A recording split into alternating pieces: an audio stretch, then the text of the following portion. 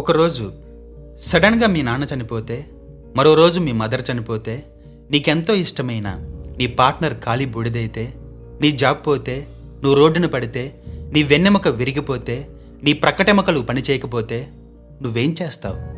నా bad luck అని ఊరుకుంటావా? మళ్ళీ తిరిగి నిలబడతావా? లేదా అసలు ఎప్పుడో జరగబోయే దాని గురించి ఇప్పుడెందుకు బ్యాడ్గా నెగిటివ్గా ఆలోచించాలి అంటావా? ఇంకా రియలిస్టిక్గా చెప్పాలంటే మనం అసలు ఈ థాట్నే భరించలేం. దానికి ఒక పేరు కూడా పెట్టాం. అదే అపచారం, దరిద్రం, బ్లా బ్లా బ్లా. మనిషి ఒక వింతైన జీవి. మనం ఆనందాన్ని కోరుకుంటాం, బట్ బాధని అవాయిడ్ చేస్తాం. కానీ మనకు తెలియని విషయం ఏంటంటే బాధే అసలైన సత్యం. ఆస్కార్ వైల్డ్ చెప్పినట్టు బాధ సంతోషంలాగా ఎలాంటి ముసుగు వేసుకొని తిరగదు. ఎందుకంటే బాధకి వనకని ప్రాణి లేదు ఈ భావ ప్రపంచంలో. బట్ మనం ఏం చేస్తున్నాం? చెడు గురించి, బాధ గురించి ఆలోచించడమే తప్పంటున్నాం. బట్ స్టోయిసిజం బాధని, బ్యాడ్ లక్ని ప్రాక్టీస్ చేయమంటుంది. మిస్ఫార్చ్యూన్ గురించి ఆలోచించడం వల్ల యాక్చువల్గా నీ జీవితం బెటర్ అవుతుంది అని చెప్తుంది. ఇది వినగానే మొదట ఇర్రేషనల్గా అనిపిస్తుంది, కానీ డీప్గా లోనికి వెళ్తే ఇదొక సైకలాజికల్ వెపన్లా పనిచేస్తుంది. ఈ ప్రపంచంలో ఎవ్వరూ దురదృష్టం నుండి తప్పించుకోలేరు. ఒకరోజు నీకు రోగం వస్తుంది, మరో రోజు నువ్వు ప్రేమించిన వ్యక్తి దూరం అవుతాడు, ఇంకో రోజు అసలు నువ్వే పోతావు. సో ఈ ట్రూత్ నుండి ఎస్కేప్ అవ్వడానికి మనం ఎంటర్టైన్మెంట్ని, డిస్ట్రాక్షన్ని, రిజెక్షన్ని ఉపయోగిస్తాం. కానీ స్టోయిక్స్ అలా చేయలేదు. వాళ్ళు డైరెక్ట్గా ట్రూత్ వైపు చూశారు. వాళ్ళు పదే పదే చెప్పారు, నీ కంట్రోల్లో ఉన్నదాని మీద ఫోకస్ చేయి, కంట్రోల్లో లేనిదాన్ని యాక్సెప్ట్ చేయి. ఇది వినడానికి ఒక సింపుల్ సెంటెన్స్లా ఉండొచ్చు, బట్ ఇదొక entire life operating system. So ఇప్పుడు అసలు ప్రశ్న, ఎందుకు మనం దురదృష్టం, బ్యాడ్ లక్ అండ్ బాధ గురించి ఆలోచించాలి? దీనికి స్టోయిక్స్ 3 డీప్ రీజన్స్ చెప్పారు. అందులో మొదటిది ప్రిపరేషన్. నువ్వు వరస్ట్ కేస్ ఇమాజిన్ చేస్తే నీ బ్రెయిన్ సడన్లీ వీక్ అవ్వదు, స్ట్రాంగ్ అవుతుంది. ఫర్ ఎగ్జాంపుల్, నువ్వు బయటికి వెళ్ళేటప్పుడు డోర్ లాక్ చేస్తావు. ఎందుకు? నువ్వు ఆల్రెడీ దొంగల గురించి ఆలోచించావు. సో అలా ఆలోచించడం వల్ల ఏమైంది? డోర్ స్ట్రాంగ్ అయింది. సేమ్, ఒక వ్యక్తి రోగం గురించి ఆలోచిస్తే అతను హెల్త్ కేర్ తీసుకుంటాడు. అంటే ఇమాజినేషన్ బికమ్స్ ప్రివెన్షన్. ఇక రెండవది ఇంపాక్ట్ తగ్గించడం. మనిషి ఎందుకు బాధ గురించి ఎక్కువగా ఫీల్ అవుతూ బాధపడతాడు?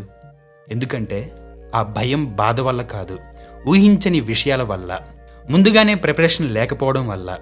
నువ్వెప్పుడు నా లైఫ్ పర్ఫెక్ట్గా ఉంటుందని నమ్ముతూ పోతే నీ లైఫ్లో ఒక చిన్న లాస్ వచ్చినా అది నీకు భరించలేనిదిగా తయారవుతుంది. కానీ స్టోయిసిజం ఏం చెబుతుందంటే లాస్ అనేది న్యాచురల్ అని నువ్వు యాక్సెప్ట్ చేస్తే పెయిన్ ఇంటెన్సిటీ తనంతటగా తానే తగ్గిపోతుంది. ఇది నీ బుద్ధిని మందగించడం కాదు, ఇది నీ బుద్ధికి పదును పెట్టడం. నెక్స్ట్ థర్డ్ వన్, మనిషి అన్హ్యాపీ అవడానికి బిగ్గెస్ట్ రీజన్ ఏంటి? He never feels satisfied. వాడెప్పుడు సాటిస్ఫై అవ్వడు, అదే బాధకి రీజన్. ఒక ఫోన్ కొంటాడు, కొన్ని రోజుల్లో బోర్ కొడుతుంది. ఒక రిలేషన్షిప్లో ఉంటాడు, తర్వాత ఆమె బోర్ కొడుతుంది. సైకాలజీలో దీన్ని హెడానిక్ అడాప్టేషన్ అంటారు. అంటే నువ్వేది పొందినా అది చివరికి నార్మల్ అవుతుంది. మరి ఈ నార్మల్ ఫీలింగ్ రాకుండా ఉండాలంటే ఏం చేయాలి? దీనికి స్టోయిసిజం ఒక ట్రిక్ చెప్పింది. ఆ ట్రిక్ ఏంటంటే నీ దగ్గర ఉన్నదాన్ని కోల్పోయినట్టు ఇమాజిన్ చెయ్యి. అప్పుడు సడన్గా నీ లైఫ్లో ఆల్రెడీ ఉన్న వాటి వాల్యూ తెలుస్తుంది. ఫర్ ఎగ్జాంపుల్, నీకు అనవసరంగా తిండి పెట్టే నీ ఫాదర్, నీకు పాకెట్ మనీ ఇచ్చే మీ మదర్, నీ కాలకృత్యాలు తీర్చే నీ లవర్, ఇలా ఎవరైనా కావచ్చు. ఒకే ఒకసారి చనిపోయారని ఇమాజిన్ చేయి. వాళ్ళు సడన్గా ప్రైస్లెస్ అవుతారు. అండ్ ఇక్కడ స్టోయిసిజం గొప్పతనం ఏంటంటే అది కేవలం థియరీ చెప్పి ఊరుకోలేదు, అది ఒక ప్రాక్టీస్ ఇచ్చింది. ఆ ప్రాక్టీస్ పేరు నెగిటివ్ విజువలైజేషన్. రోజులో కొన్ని మూమెంట్స్ని తీసుకొని ఇలా ఇమాజిన్ చేయి.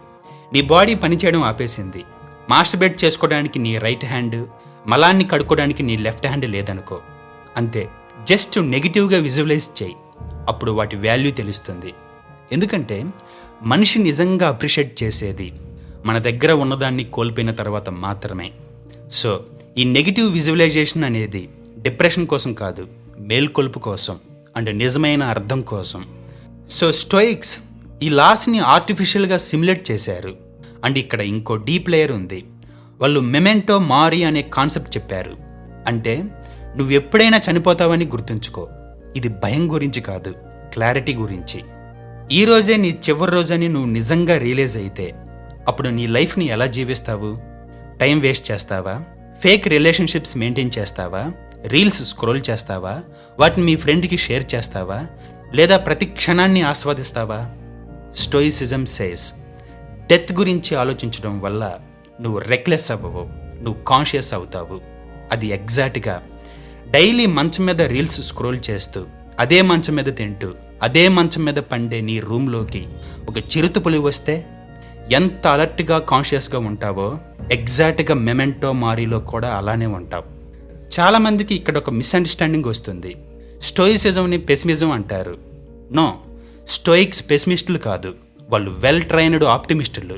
ఎందుకంటే వాళ్ళు దరిద్రాన్ని ఇమాజిన్ చేసి కూడా ప్రజెంట్ని అప్రిషియేట్ చేయగలుగుతున్నారు. వాళ్ళు ఎప్పుడూ వరీ అవ్వరు, వాళ్ళు అకేషనలీ విజువలైజ్ చేస్తారు. ఇక్కడ విజువలైజేషన్ అనేది ఇంటెలెక్చువల్ ఎక్సర్సైజ్, బట్ వర్రీ అనేది ఎమోషనల్ సఫరింగ్. ఇక స్టోయిసిజం చెప్పే లాస్ట్ లేయర్ ఏంటంటే అసలు నిజమైన దరిద్రం అనేది ప్రాబ్లమ్స్ రావడం కాదు, ఏ ప్రాబ్లమ్స్ లేకపోవడం. ఎస్, ఇది నిజం. ప్రాబ్లమ్స్ లేకపోతే నువ్వు వీక్ అవుతావు, లేజీ అవుతావు, నువ్వు జీవితం పట్ల కృతజ్ఞతతో ఉండవు. ఇక్కడ సెనేకా ఒక మాట చెప్పాడు, మిస్ఫార్చ్యూన్ లేకుండా బ్రతికేవాడు తన పొటెన్షియల్ ఏంటో ఎప్పటికీ తెలుసుకోలేడు. సో మొత్తం టాపిక్ని ఒక్క లైన్లో చెప్పాలంటే, లైఫ్ని ఎంజాయ్ చేయాలంటే ఫస్ట్ లైఫ్ లాస్ అవుతుందనే ట్రూత్ని యాక్సెప్ట్ చేయాలి. యాక్సెప్ట్ చేయాలంటే నెగిటివ్ విజువలైజేషన్ చేయాలి. బట్ ఆ నెగిటివ్ విజువలైజేషన్ వీక్నెస్ కాదు, నిజాన్ని యాక్సెప్ట్ చేసే స్ట్రెంగ్త్.